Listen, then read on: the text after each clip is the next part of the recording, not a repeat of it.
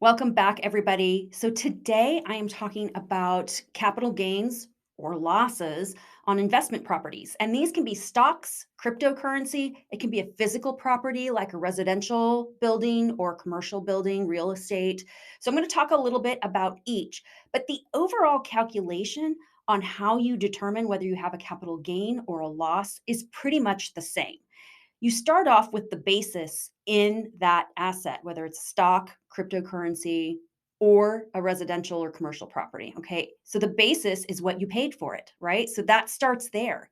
Then you add whatever you had to pay in order to purchase it. So, for example, if you're buying a commercial or residential building, there are these things called closing costs that go into it that do feed into the basis of what you put into that. It's not just the purchase price of the asset itself.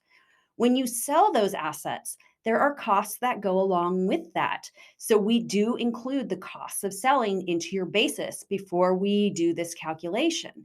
And then the other thing is any improvements, especially if you have real estate, you may be putting some improvements into it. New roofs, new HVACs, whatever it takes to increase the value or elongate the life of that asset.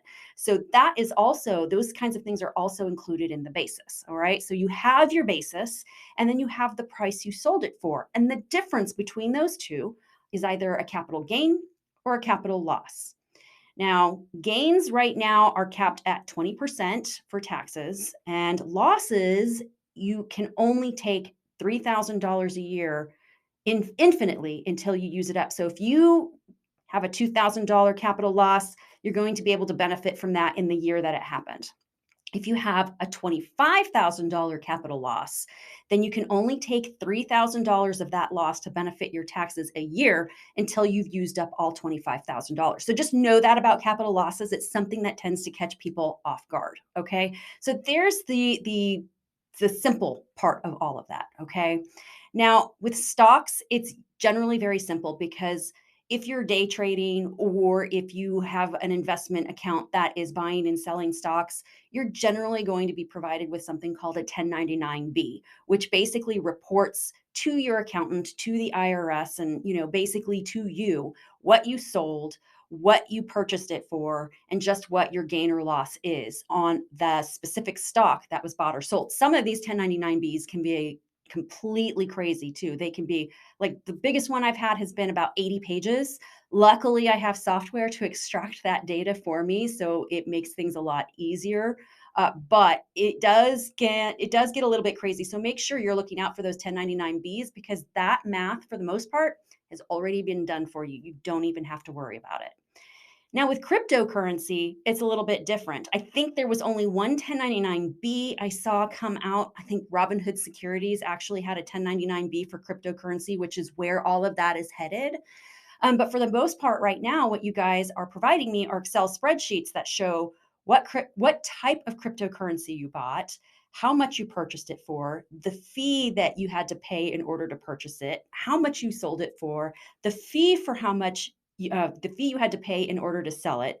And then we kind of have to go in and back into that. So just know that your basis in the cryptocurrency is what you purchased it for and those two buying and selling fees. We include that in, and then you either have a profit or a loss. And we have to be really careful with cryptocurrency because there are so many different types that we have to make sure we do type for type. So if you sold a whole bunch of cryptocurrency, I can only set it against the same cryptocurrency that you bought earlier. So it's really important to have complete records. I know as time goes on, that's going to get easier and easier because companies are going to start doing 1099-Bs as regulations start to take over, but pretty simple, very similar to stock. Now, I really wanted to save commercial and residential properties for last because there is a major difference with those particular properties. And it's all about how you used it. Now, some people consider these investment properties when they're really purchasing them to flip them. So they purchase the property, they flip it really fast, they do some improvements, and then they sell it. Generally, they have these assets for less than a year, and the purpose is to get them in and out as quickly as possible. They're really considered inventory, not a capital asset, which is very different.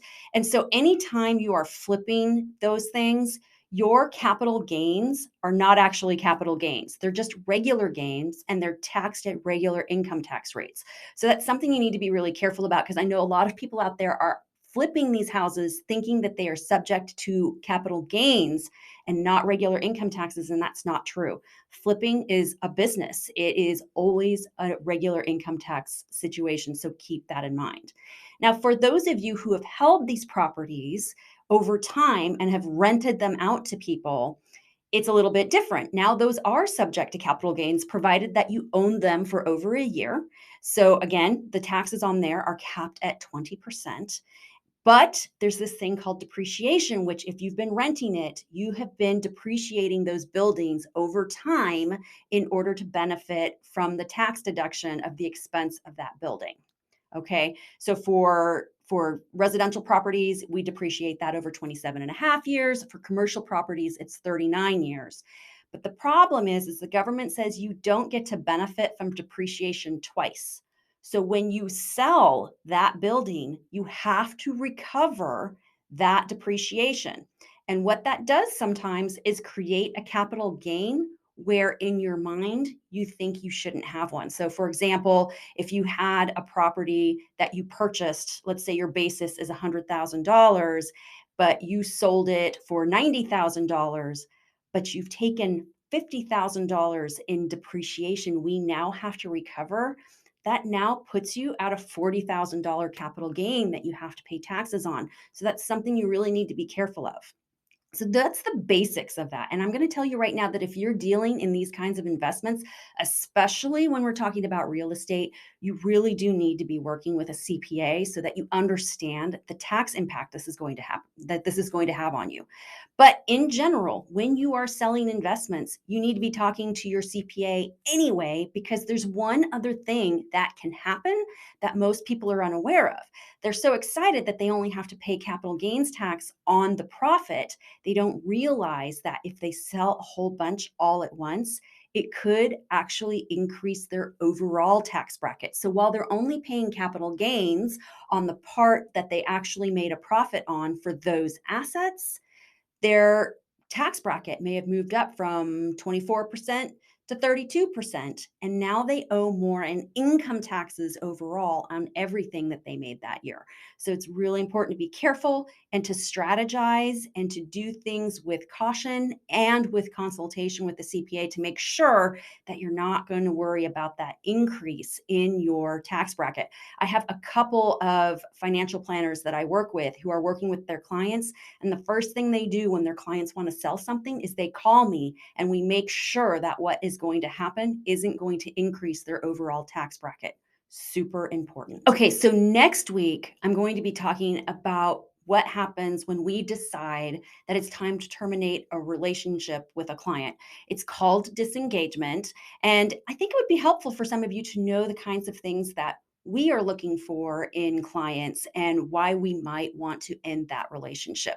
It does happen. We're not happy about it, generally speaking, but we are trying to make a best business decision for not just us, but for the client as well. So be on the lookout for that next week.